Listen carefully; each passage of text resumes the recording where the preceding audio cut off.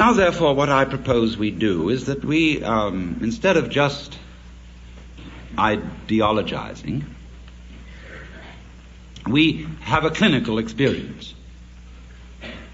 You know, in psychiatric school, in medical school, it's very usual for a doctor to bring a patient out in front of the students and talk with the patient. As a kind of demonstration, he says, I want you to recognize the difference between a psychopath and a manic depressive or a schizophrenic or something. They don't know what all these things mean. And especially the schizophrenia. And so he has a dialogue with the patient right there.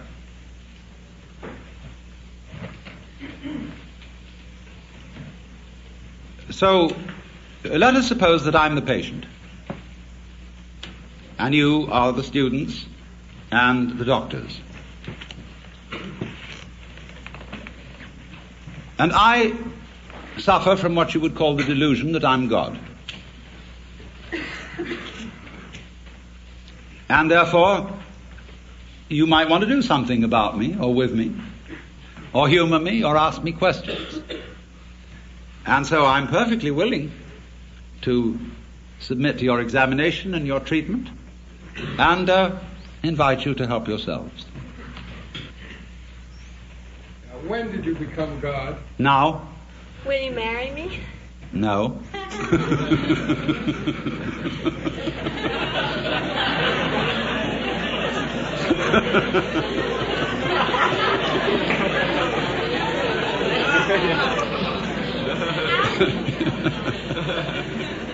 Yes. God, do you sleep on your stomach or your back? Sleeping is like politics. One sleeps on the right side, and then when you're tired of that, you sleep on the left. When you're tired of that, you sleep on your back, and when you're tired of that, you sleep on your stomach. And it is thus that the world goes round.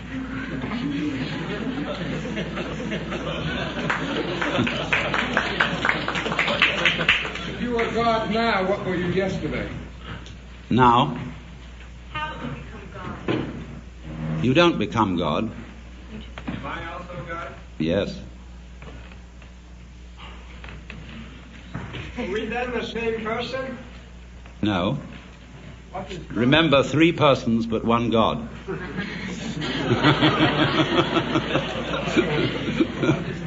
could you tell us a little about Satan? Could I tell you a little bit about Satan? Yes.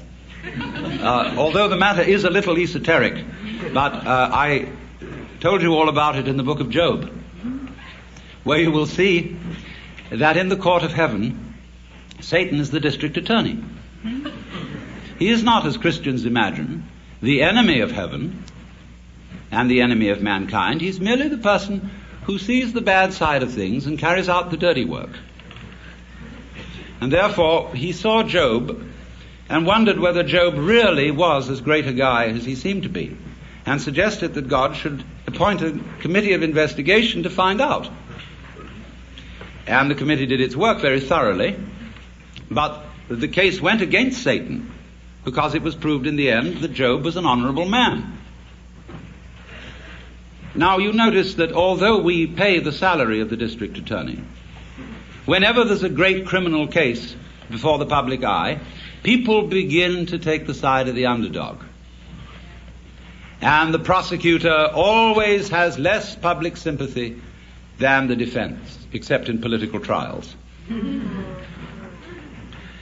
On the right hand of God, and you know the defense is always on the right hand of the judge in court, is our only mediator and advocate, which is the phrase referring to Jesus Christ our Lord. So there is the defense and there is the prosecution. And it is the function of Satan to be the prosecutor. There is a good deal more to it than that, because before all this started, as in a stage play, there was an arrangement in the green room before coming on stage in which certain things were understood, but that are only to be revealed when the curtain goes down at the end of the play. Is Job God too? Yes, but he doesn't know it. God, why do you hide from the sight of so many? Why do you hide? It's for the same reason you're hiding. God, did you create man Yes. as a God? Who else? Give man free will. What? Give man free will. Man has free will to the extent that he knows who he is. Not otherwise. Where did he get free will from? Where I got it from. How did you become aware? Does woman have free will too? Yes. To the extent that she knows who she is, yes. If man has free will to know just what he is, and man is God, then you'd say that you are no more than any God in this room, or any man. That is correct. I'm no more God than any of you. Then you only have the power to know who you are. Well, that is saying quite a bit, yes. What is not God? What is not God? There is nothing that is not God. How do you learn who you are? It's like waking up from a dream. After a while, one's experience begins to have what I would call a haven't we been here before feeling.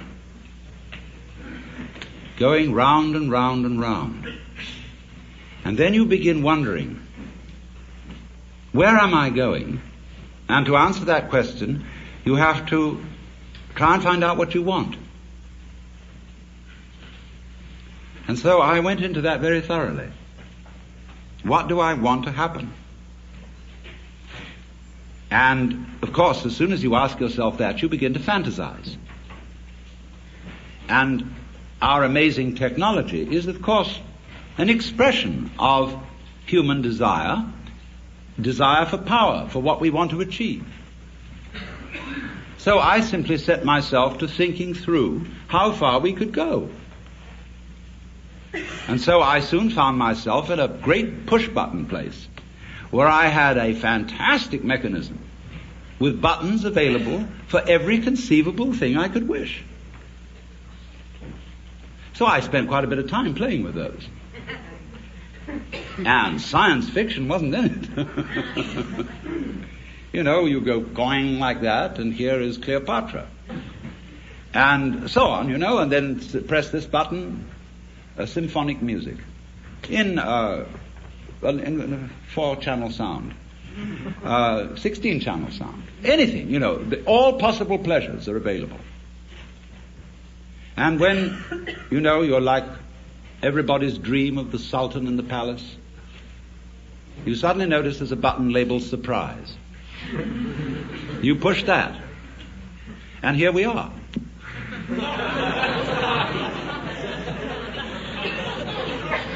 Is boredom a problem? Yes, boredom is, of course, the problem. Boredom is the other side of creativity. And the energy of creation has as that is the yang, the yin side of that energy is called boredom. Everything, of course, is fundamentally yang and yin. If you understand that, you really don't need to understand anything else. As God, what responsibility do you feel to ameliorate evil in the world? As God, what responsibility do I feel to ameliorate evil in the world? I begin with the point that I am responsible for the way the world is.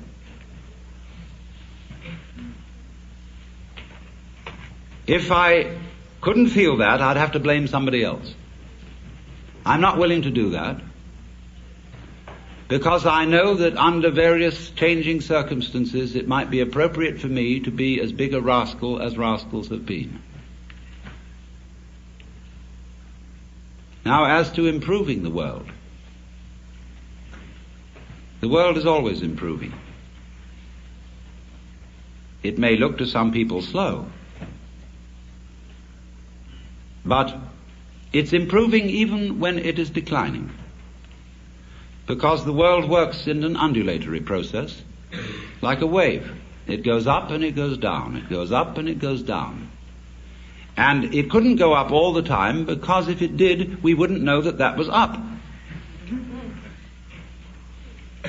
So it goes down some of the time so that we can know when it goes up, because if we didn't know when it went up, it would be like being in a space where everything was light. There'd be nothing to write home about. There would be no black marks on the space, and so it would be like a piece of perfectly empty paper.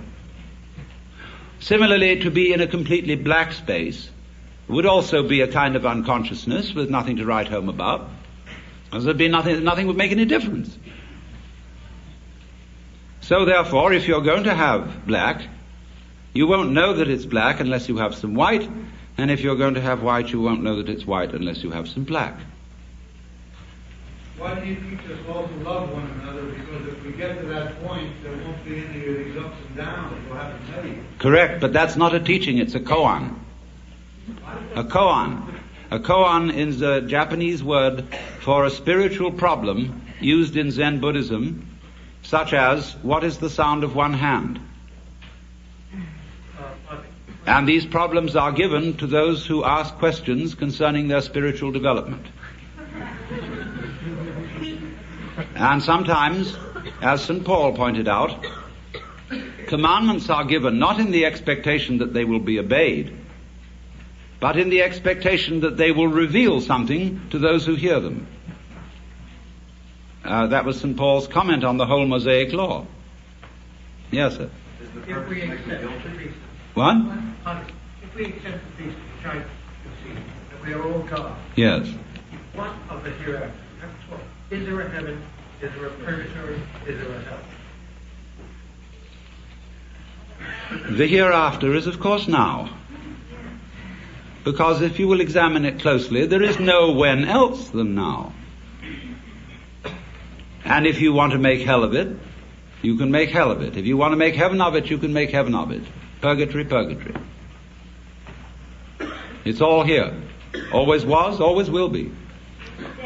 What is death? Death is an undulation in consciousness. How would you know you were alive unless you'd once been dead? Yes.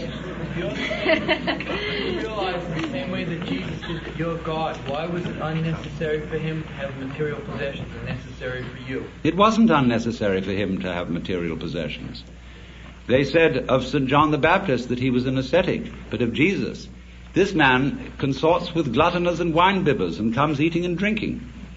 And when the lady Mary poured precious ointment on his feet and anointed him, they said the same thing that the members of the vestry say to the minister today.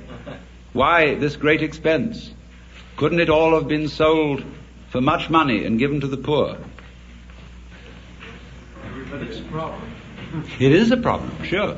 But you see, in many ways, when you get down to these very deep ethical problems, where there sure is no easy decision one way or the other, you must look at the problem from the point of view of an artist.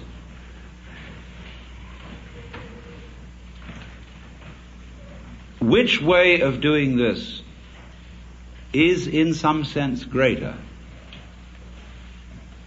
It may be better to go off with a bang than with a whimper.